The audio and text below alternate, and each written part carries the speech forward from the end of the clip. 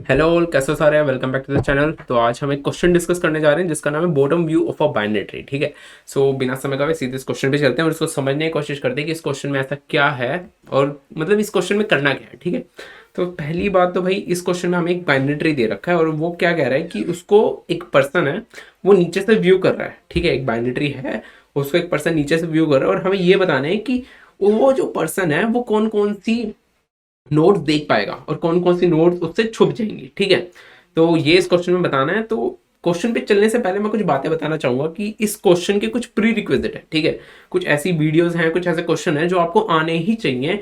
अगर वो नहीं आते तो शायद आप ये क्वेश्चन कर ही नहीं सकते और आप कैपेबल ही नहीं हो, मतलब एक्टिव कैंडिडेट हो ही नहीं इसके लिए। तो सबसे पहली बात तो है, चलो सीधा पहले यहाँ चलते हैं। तो पहला क्वेश्चन है वर्टिकल लेवल ऑर्डर ट्रैवर्सल। ठीक है, वर्टिकल लेवल ऑर्डर ट्रैवर्सल। तो मैं आपसे बार बार यही रिक्वेस्ट करूंगा कि आप जाओ और ये वीडियो देख कर आओ, क्योंकि जो अगर आपको ये क्वेश्चन बिल्कुल भी सॉल्व करना नहीं आता या अच्छे से ये क्वेश्चन सॉल्व आपको नहीं करना आता तो शायद आप ये क्वेश्चन समझ भी ना पाए। ठीक है। जो दूसरा क्वेश्चन है वो है width of a binary tree. Width of binary tree. ठीक है। ये दोनों क्वेश्चन है जो हमारा अभी क्वेश्चन है, जो कि है bottom view of a binary tree. ये पूरा का पूरा इस क्वेश्चन पे डिपेंड है, मतलब इन दोनों क्वेश्चंस के कंसेप्ट पे डिपेंड है। उसमें थोड़ी सी स्लाइट मॉडिफिकेशन करके हम आज का क्वेश्चन सॉल्व करेंगे। हम बस क्या करेंगे, हमारा जो फ्लो रहेगा आज का पढ़ने का वो ये रहेगा कि सबसे पहले हम क्वेश्चन को समझने की कोशिश करेंगे, फिर हम वर्टिकल ऑर्डर को समझने की कोशिश करेंगे कि हमारा जो क्वेश्चन है वो वर्टिकल ऑर्डर ट्रेवर्सल के अराउंड ही कैसे घूम रहा है। और वो पता करते ही हम क्या करेंगे, सीधा कोड करने लग जाएंगे और कोड सबमिट करेंगे और बस वीडियो को एंड कर देंगे। तो क्या करते हैं, क्वेश्चन समझने की कोशिश करते हैं। तो क्वेश्चन में है एक बाइनरी ट्री, तो चुपचाप हम जल्दी जल्दी बाइनरी ट्री बना लेते हैं। तो एक 3 गिवन है, लेफ्ट और राइट की वैल्यूज डालते हैं 1 और 6। इसके लेफ्ट में डालते हैं 0 और इसके राइट में यहाँ पे डालते हैं 2, यहाँ पे डालते हैं 5, यहाँ डालते हैं 10, यहाँ डाला 4। चलो थोड़ा और आगे कर लेते हैं।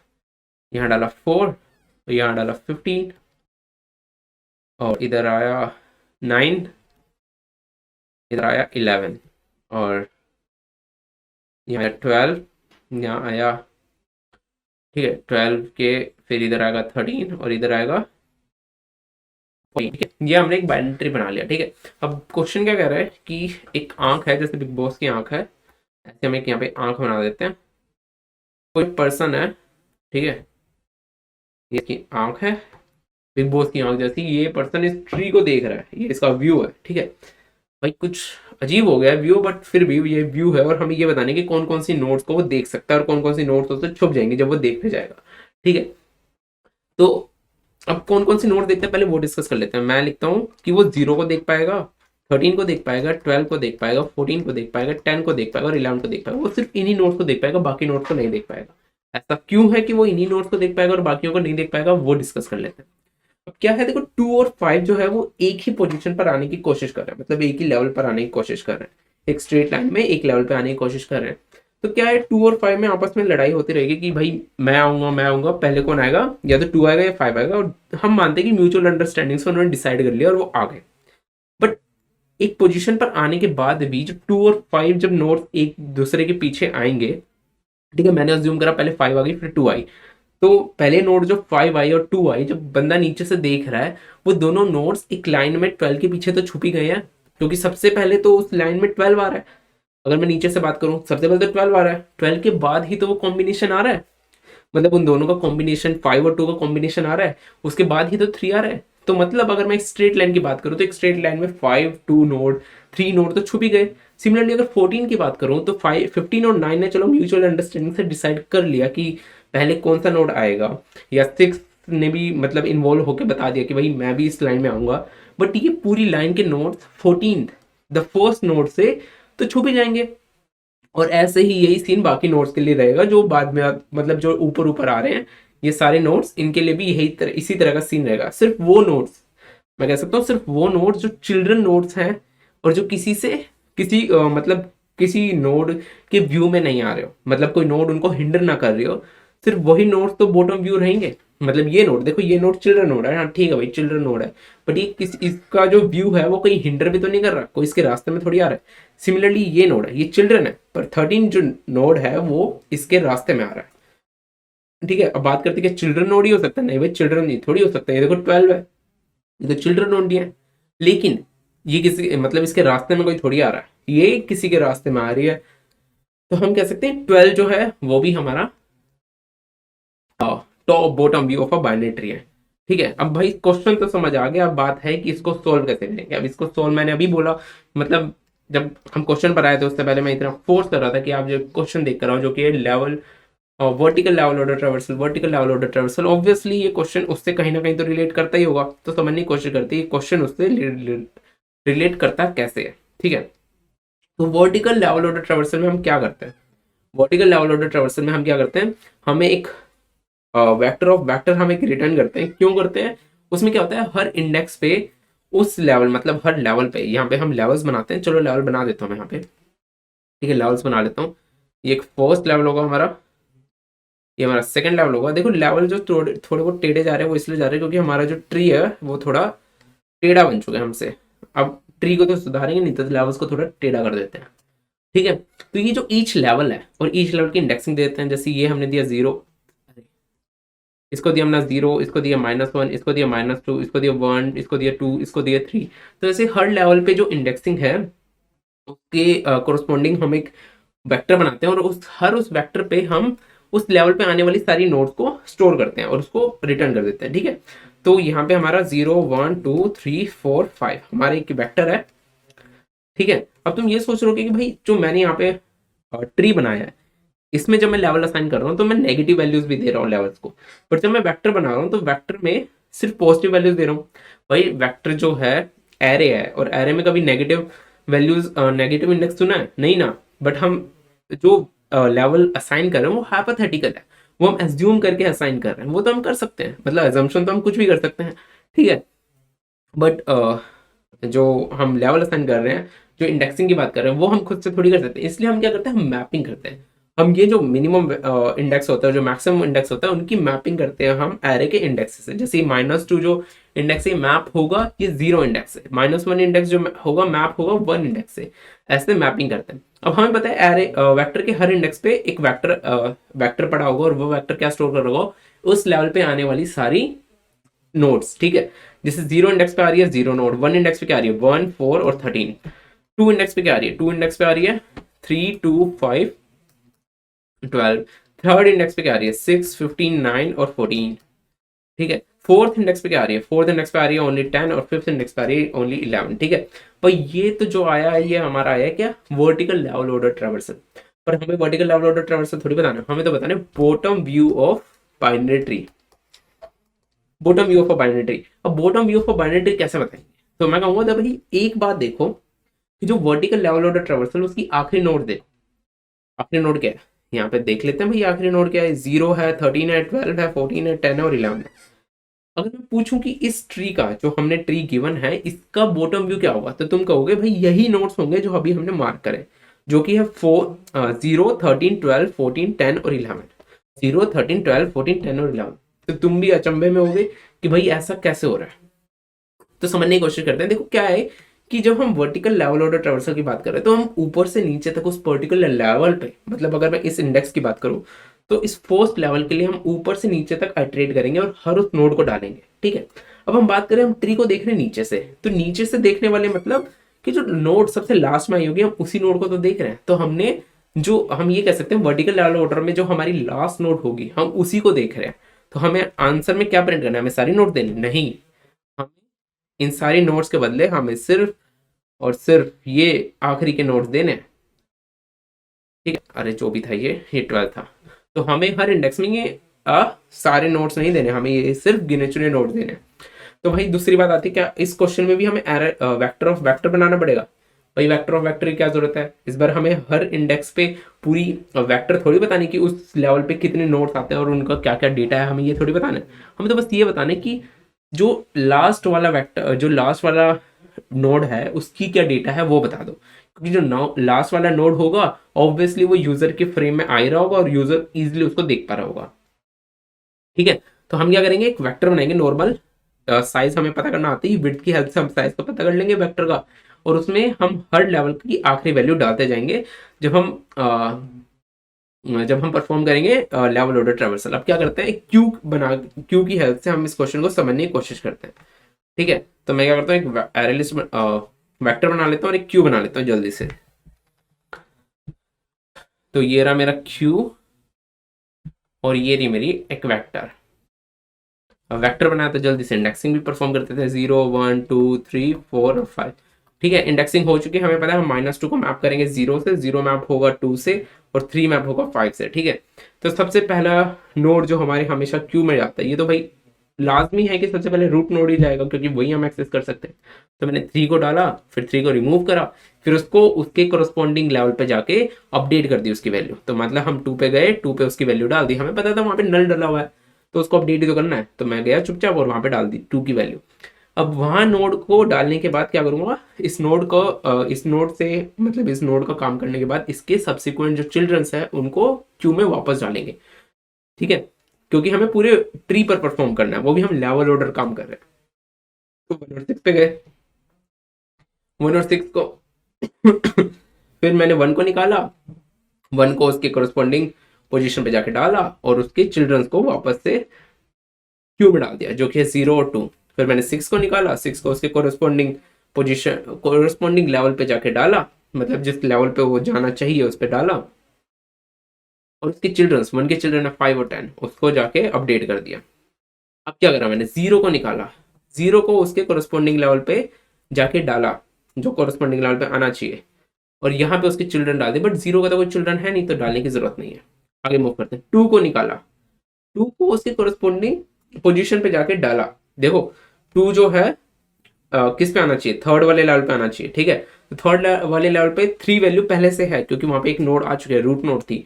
अब हम क्या करेंगे, उसकी वैल्यू अपडेट करके यहाँ पे 2 लिख देंगे। ठीक है, फिर मूव करते हैं, फिर से आगे बढ़ते हैं। ठीक है, 2 पे हम काम कर चुके हैं, 2 के चिल्ड्रंस कुछ है नहीं तो ग्रुप क्यू में कुछ डालेंगे नहीं। अब 5 पे बात करते हैं, 5 को हमने निकाला, 5 पे हमने इसी वाले पे अब हम 2 को अपडेट कर देंगे। क्यों, क्योंकि एक नई नोड आ चुकी है, तो हम 2 की वैल्यू 5 से अपडेट करेंगे और इसके चिल्ड्रन जो कि 4 और 15 क्यू में डाल देंगे।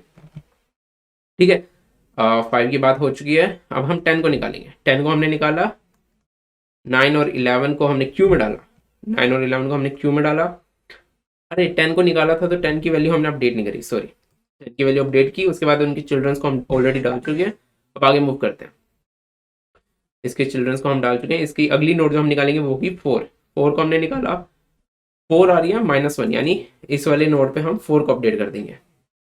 ठीक है, वो आएगी 1 लेवल पे आएगा और 4 जो ऑलरेडी वैल्यू है उसको अपडेट कर देगा। अब 4 का कोई चिल्ड्रन है नहीं तो क्यू में डालने की जरूरत नहीं है। 15 पे आते हैं, 15 क्या करेगा, 15 1 वाले यानी यहाँ पे आएगा, इस वाले लेवल पे आएगा और वैल्यू अपडेट कर देगा। अरे यहाँ पे हमने 1 क्यों लिख रखा है, यहाँ पे वैल्यू आएगी 6। ये जो मैंने गलती से इंडेक्स वैल्यू लिख दी थी, यहाँ पे बल्कि 6 वैल्यू आएगी। ठीक है, 6 वैल्यू थी, 6 वैल्यू को 1 हटा के किसकी बात कर रहे हैं, 15 की बात कर रहे हैं, 15 हटा के यहाँ पे अपनी वैल्यू डाल दे। अब क्या 15 का कोई चिल्ड्रन नहीं है तो 15 को अब रिप्लेस करेगा 9। 9 जैसी क्यू से बाहर आएगा वो 15 को रिप्लेस करेगा, अपनी वैल्यू डालेगा, बट 15 का चिल्ड्रन है जो कि है 12, तो वो अपने चिल्ड्रंस को भी ऐड कर देगा। बात आती है 11 की, 11 रिमूव हुआ, 11 वाले पोजीशन पे कोई नहीं है, वो अपनी वैल्यू वहां डालेगा। अब 12 जो है, 12 रिमूव हुआ, उसने अपने चिल्ड्रन डाले, 13 और 14 क्यू में डाल दिए, चलो मैंने पहले डाल दिया, कोई बड़ी बात नहीं है। पर 12 जब आएगा वो एक पोजीशन को रिप्लेस कर देगा, इस पोजीशन को रूट वाली पोजीशन जो है 2, तो 5 को अपडेट करके वो बना देगा 12। सिमिलरली 13 एंड 14 किसको, 4 को, 4 जो है 13 जो है वो 4 को अपडेट करते हुए 13 बनाएगा, और 14 जो है वो 9 को अपडेट करते हुए 14 बना देगा। तो अब लास्ट में अगर मैं बात करूं तो मतलब फाइनल अपडेटेड वैल्यू सारी होने के बाद 0 13 12 14 10 और 11, ये मेरी जो लास्ट में बचेंगी वैल्यूज वो बचेंगी फाइनल वैल्यू मेरी वेक्टर के अंदर, और यही जो वैल्यूज होंगी, यही वैल्यूज जो है मेरे को आउटपुट में शो करनी है। ठीक है, तो मुझे उम्मीद है आपको समझ आ गया होगा कि इस क्वेश्चन को हम कैसे सोल्व करेंगे। मुझे उम्मीद है कि आपको ये भी पता चल गया होगा कि वर्टिकल लेवल ऑर्डर ट्रेवर्सल इस क्वेश्चन को सोल्व करने में कैसे हेल्प कर रहा है। तो अब क्या करते हैं, सीधा पैप कोडिंग के पोर्टल पे चलते हैं, कोड करते हैं C++ के अंदर। ठीक है, पहली बात भाई, बॉटम व्यू फंक्शन के अंदर जाने से पहले हमें एक फंक्शन बनाना है, हेल्पर फंक्शन। वो क्या होगा, वो होगा विड्थ फंक्शन, जो हमें कैलकुलेट करके देगा कि विड्थ क्या होगी हमारे उस वेक्टर की। ठीक है, तो जल्दी से कोड कर लेते हैं, void width void width, okay, tree node star root int hl vector int hl vector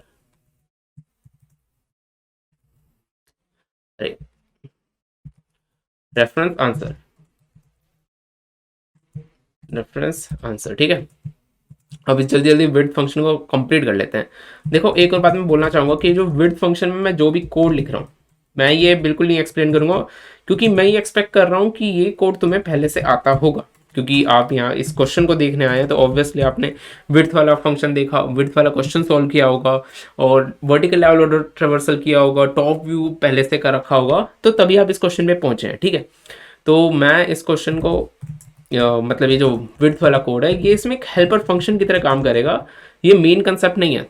तो हम इस क्वेश्चन को समझ मतलब विड्थ समझने के लिए नहीं बना रही है वीडियो, हम इस क्वेश्चन ये जो वीडियो है ये हम बॉटम व्यू समझने के लिए बना रहे हैं। तो विड्थ डिस्कस करके टाइम वेस्ट नहीं करेंगे, सीधा विड्थ का कोड लिखेंगे जो कि है मेन एचएल, आंसर में आएगी अरे मेन एचएल आंसर की 0th value, max HL answer की फर्स्ट वैल्यू। सिमिलरली अब दो recursive call width root left HL -1 and answer width width root right HL +1 and answer. ठीक है, देखो विड्थ वाला हमारा काम पूरा हो चुका है। अब एक और चीज जो हमें बनानी है वो है पेयर। देखो क्या होता है जब जावा की अगर हम बात करें तो जावा में पेयर करके कोई डेटा स्ट्रक्चर होता नहीं है, बट C++ में एसटीएल के अंदर एक पेयर डेटा स्ट्रक्चर है। तो वहां पे हमें क्या करना था, पेयर क्लास बनानी पड़ती है अपना मल्टीपल वैल्यूज को एक साथ डील करने के लिए, बट यहाँ पे हम पेयर डेटा स्ट्रक्चर का यूज करेंगे।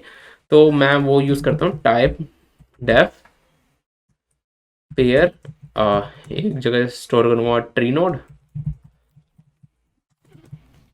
नोड, दूसरी जगह स्टोर करूंगा इंट और इसका नाम दूंगा पेयर्स। ठीक है, अब सीधा चलते हैं बॉटम व्यू वाले फंक्शन पे और उसको कंप्लीट करते हैं। सबसे पहली बात भाई यहाँ पे बनाएंगे हम क्यू ऑफ टाइप पेयर्स, ये स्टोर करेगा पेयर्स को, इसका नाम देंगे हम क्यू। उसके बाद वेक्टर इंट मिन मैक्स। अभी क्या कर रहा है, हमने एक वेक्टर बनाया 2 साइज का, ये क्या करेगा कुछ वैल्यूज लेकर आएगा इस विड्थ वाले फंक्शन की हेल्प से। तो इसमें पास कर देते हैं इसको कुछ पैरामीटर्स के साथ, रूट 0 और मिन मैक्स। अरे ये ए कैपिटल हो गया। ठीक है, अब क्या करेंगे, लेंथ कैलकुलेट कर लो। लेंथ क्या होगी, min max 1 minus min max